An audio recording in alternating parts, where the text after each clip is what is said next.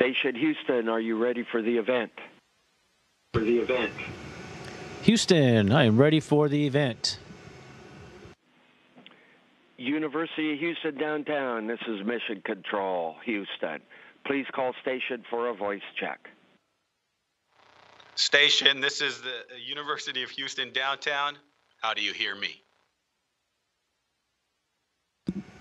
University of Houston downtown, welcome to the International Space Station. I hear you loud and clear. How about me?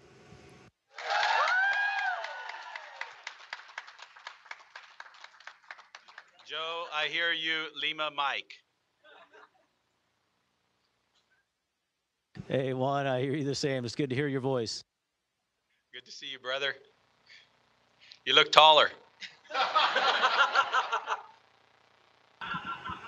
Yeah, it's the wonders of being in space, but it all changed when I get back home. Okay, good. Okay, wonderful. Well, I'm going to turn it over now to our faculty member, Franklin Allaire, and to conduct the rest of this program. Again, thank you so much for being part of the University of Houston downtown, and we'll talk when you get back. And Sinaida's here.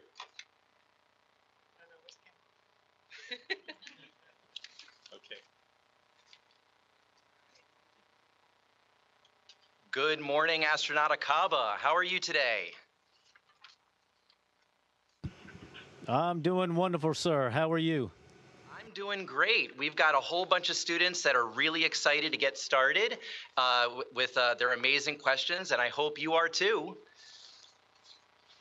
Shall we just go ahead and get rolling? I'm ready to rock and roll. All right. So let's do it. So first up is Lauren Wilkie. Hi, Joe. I'm Lauren Wilkie. Thank you so much for joining us today. For our STEM Hello, on it's my pleasure. A little longer than I expected. For our STEM on Station experiment, my partners and I created and ran experiments looking at the effect of different chemicals on the surface tension of water. So my question is, do chemicals like soap or salt impact the surface tension of liquids the same way in microgravity as they do on Earth? Well, that's a great question and a pretty cool experiment to be done up here. And actually, on my last expedition, I was up here with Don Pettit, an astronaut, and he did all kinds of experiments on his own time. And one of those was exactly that, dealing with the surface tension of water and how it might change when you add things like soap. And it behaves very similar to how it does on Earth, where the surface tension of the water, it does decrease with the addition of different chemicals like the soap. So good question. Thank you so much. Next, we have Nelly Olvera. Hi, Joe. My question for you is, how did your family react when you told them that you got accepted to the astronaut program? Well, that was a long time ago, but I think they were probably as shocked as I was. So they probably didn't believe me when I first told them, just like a lot of my friends. If you were to talk to Dr. Munoz there and folks that knew me beforehand, I think they were all shocked to see that I got accepted. So it was a great time in my life, a wonderful experience, and I was just so happy to share it with my family and friends. Thank you for sharing. Next, we have Melvin Rivas. Hello, Joe. Melvin Rivas here. Hope you're doing well. A teacher candidate myself. And I have the following question for you. Your mission aboard the space station will be ending in a couple of weeks. How does it feel returning to Earth after being in space? And how long does it take to readjust when you get back to Earth? Hey there. It's very interesting when you get back. It's amazing on how your body forgets what gravity feels like. Even on my shuttle flight, only being gone for about 13 days, when we re-entered and got back, re-entered the atmosphere, got back to Earth, it was amazing how heavy my head felt. Books that we had to hold on to, just your arms, everything felt super, super heavy. So gravity is real. It does work, and it's quite a force. And it takes, depending on what you mean, how long it takes to recover. For me, the first 24 hours, I feel terrible. And as my equilibrium is kind of getting readjusted, but within a week, I was feeling great, able to drive a car. So again, the body is amazing on how we can adapt to a different environment so quickly. Okay, thank you for sharing that information. All right. Now let's welcome Ivana Arden. Hi, we performed an experiment in class with magnets, looking at the way they attract and repel each other. Do magnets behave the same way in space as they do on Earth? And how do magnets get used aboard the space station? So magnets will function the same, and it's a pretty interesting question, and I'm not sure if I know the complete answer. I know we're not allowed to bring things up here that have magnets as part of them, and the main reason for that, I believe, is with all the electrical equipment we have and the impact that the magnets could have on them. But if I were to have some magnets that I smuggled up here, which I did not, I could show you, but they should operate the same, but we just don't have a lot. I'm sure some of our equipment may have some, but we try to minimize the magnets that we have up here. Okay, thank you.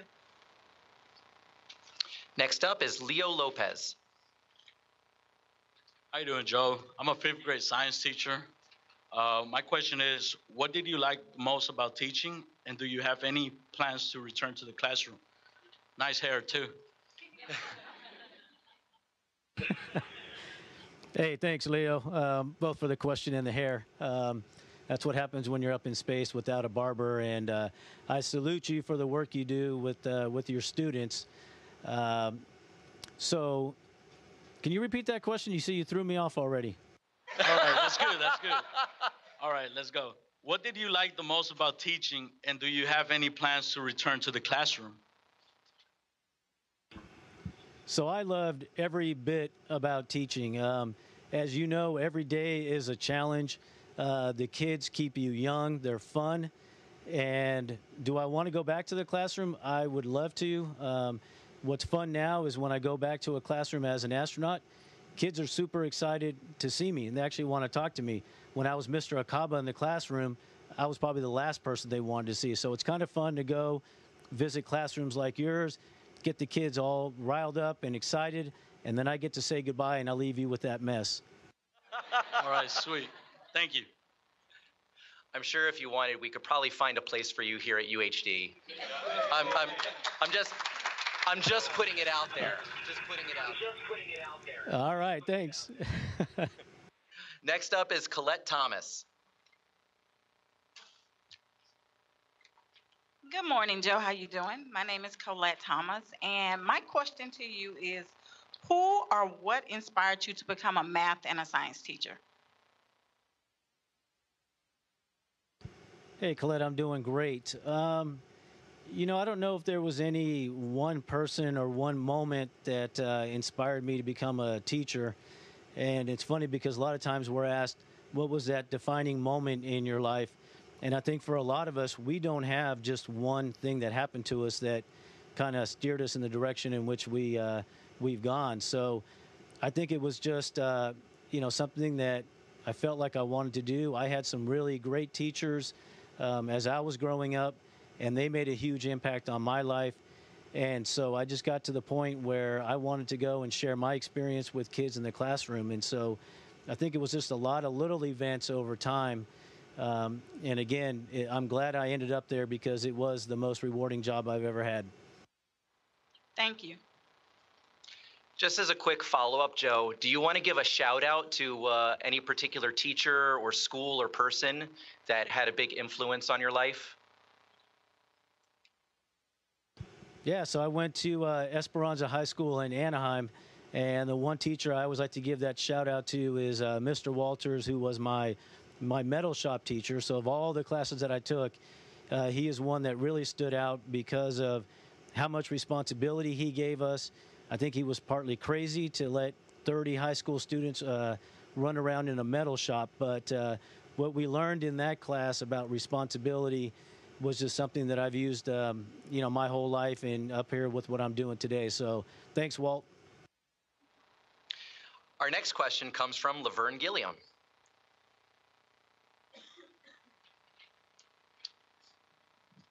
Hi, my name is Laverne. My question is, many of us are preparing to be elementary school teachers.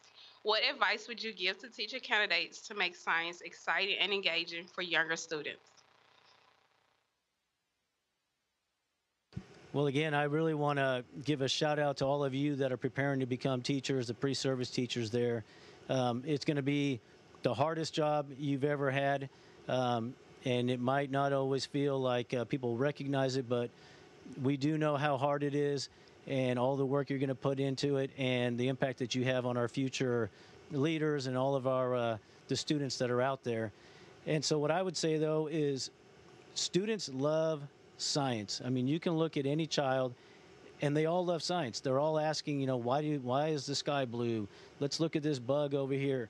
And so I think if you can keep it practical, you can relate it to their everyday life and make it as hands-on as you can, you'll be successful. And it seems like we teachers, it seems like our system over time, you end up with students that are older that say they hate science. And I'll tell you, they didn't start that way. So if you get them when they're young and just keep them interested in what you're talking about, hands-on, and I think they're going to enjoy it, and that will progress up until adulthood. Thank you. Our next question is from Sarah Camacho.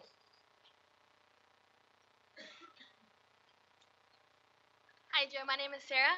My question for you today is, pendulum-related experiments were pretty popular last semester. Students looked at factors such as the length or weight of the pendulum and their effects on the speed or length of time a pendulum would swing. Pendulums rely on gravity, which is not present on the space station.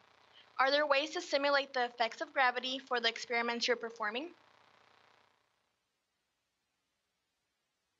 Yeah, there are, and we actually run quite a few experiments like that where we'll use a centrifuge and we'll actually spin things, and depending on the rate, you can get that different kind of simulated gravity. And so by changing the speed, you can see how something like a plant might behave in what we have as a microgravity environment, and then spin it up and spin it to a 1 gravity or more. So centrifuge is really popular to do that type of experiment. Thank you. Our next question comes from Yvonne Salazar.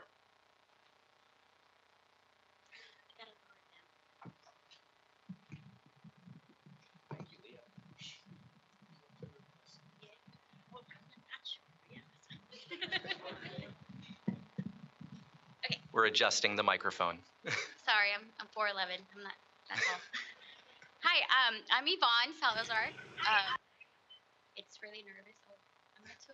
No, you're good. Okay. You're great. So first of all, I would like to give a shout out to my first graders in Alden ISD at Conley Elementary who are watching me right now probably. My question is, what do you and the other astronauts do for special occasions such as birthdays, American and other countries' holidays aboard the space station? All right, nice shout out. That's going to earn you some good points when you get back.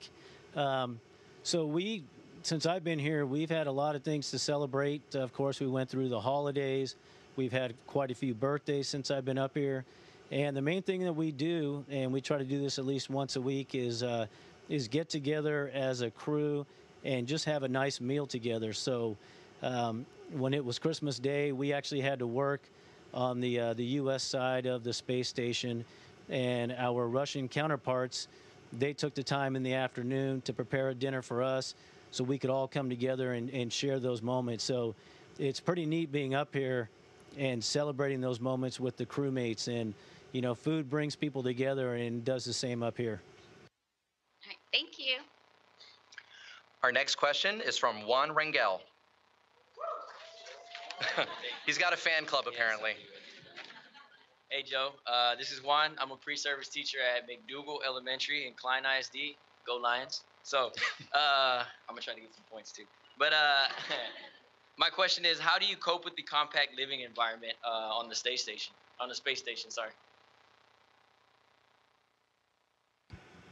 It's pretty interesting. It's not as compact as you think. And so if you imagine the room that you're in right now, you have all of that space above your head that you can't use. But on the space station, I can do this, and I can turn upside down, and so I can work this way. If we're having dinner, I can be kind of on the ceiling, and so the space station itself is pretty big. It's about the size of a 5-bedroom house. But then when you think about all that space that you have around you, it just makes it feel even more open. So I never feel like I'm in a really compact space. My crew quarters where I sleep is pretty small. It's maybe, if I stretch my arm out in both directions, that's about all I get. But that's perfect for sleeping and having some private space. But really, the space station it's pretty spacious. Thank you, thank you. And real quick, can you give McDougal Elementary a shout out? Just say hi to him. Yo, McDougal, go. Yes. All right, thank you. There we go. Our next question is from Melissa Kripke. Hi, Joe. I'm a 7th grade science teacher at Knoll Middle School for Sheldon ISD, and I would suggest that if you do go back to the classroom, wear your astronaut suit, flight suits, every chance you get, because that will really hype those kids up. My question has to deal with SpaceX launch of the Falcon Heavy rocket was big news, last week. What is the role of commercial space flight in the operations of the space station? Well, I salute you for being a 7th grade teacher. I taught, middle school for 4 years, so I can appreciate your pain, but it's also super, super rewarding working with those kids. Commercial spaceflight is super important for us up here. That's how we get most of our supplies, and so we rely on those companies to keep us going. So I think it's wonderful that we have those partnerships with the commercial companies, and we look forward to seeing them progress and them doing things that will then allow NASA to work on bigger projects. So it's really a great collaboration and critical for the success of the space station. Thank you. Our next question is from Miriam Garza. Hi, Joe. So our STEM on Station experiment looked at the effects of different masses on the oscillation of a spring. We found that, generally speaking, a heavier mass will cause the spring to oscillate for a longer period of time. Would we see the same results if we performed this type of experiment in microgravity aboard the space station? That's a great question and a very timely question. So we have a spring up here, and we use that to measure our mass while we're on the space station.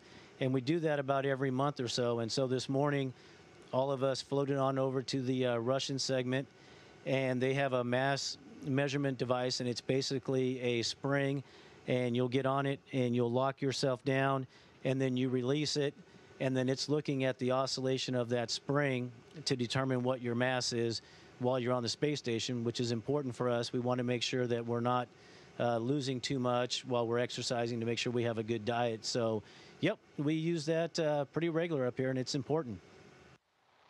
Thank you. Our next question comes from Kirsten McQuiller.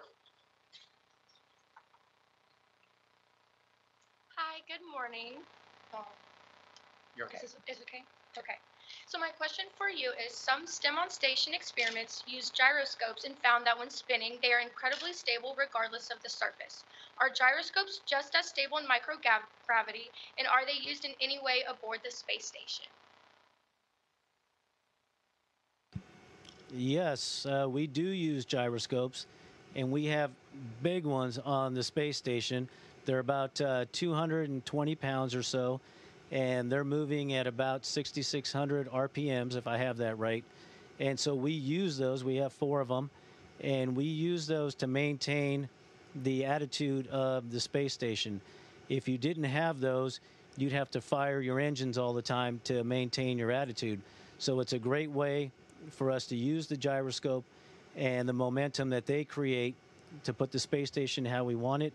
And we still have to fire the engines every now and then, but it minimizes the amount of propellant that we have to use. So again, they are very relevant and super important for what we do. Thank you.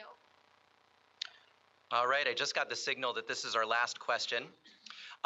Joe, as part of the Year of Education on Station, you and astronaut Arnold are performing lessons and demonstrations that were originally to be performed by astronaut Krista McAuliffe, who unfortunately died in the Challenger explosion. Can you talk briefly about how it felt and what it meant to you to perform these lessons? Yeah, it's pretty exciting that we're going to have this opportunity to fulfill the work that Krista started. And so for me, I know for Ricky as well, it really is an honor and a privilege. We know the impact that Krista had on so many educators, so many students, even to this day. And so to be a part of that is just, it's a huge honor. We look forward to working on those lesson plans, getting them back so all of you educators that are there today just have one more additional tool that you can use in the classroom to hopefully keep kids inspired. You know, you're the ones that do it every day. Krista realized that, and so the work that she wanted to do was to help all of the educators. And so Ricky and I hope we can do that, and it is it really is truly an honor for us to be a part of that. Thanks, Joe. As we bring our program to a close, we want to tell you how proud we are of you, and we want to wish you Godspeed back home and back to all of us. And you know that you've already been invited to UHD, and I'm going to bring him back here. So if you all want to meet him in person, we're going to have a little lunch or something for him here, and we'll have the pastelillos waiting for you cuando llegas. Okay, all right. All right. Thanks, brother. I look forward to seeing you all, and it really was a pleasure. And stick with it. Nothing more important than being an educator. You guys are awesome. Okay. And we are concluded. Station, this is Houston ACR. That concludes the event. Thank you. Station, this is Houston. That concludes the event.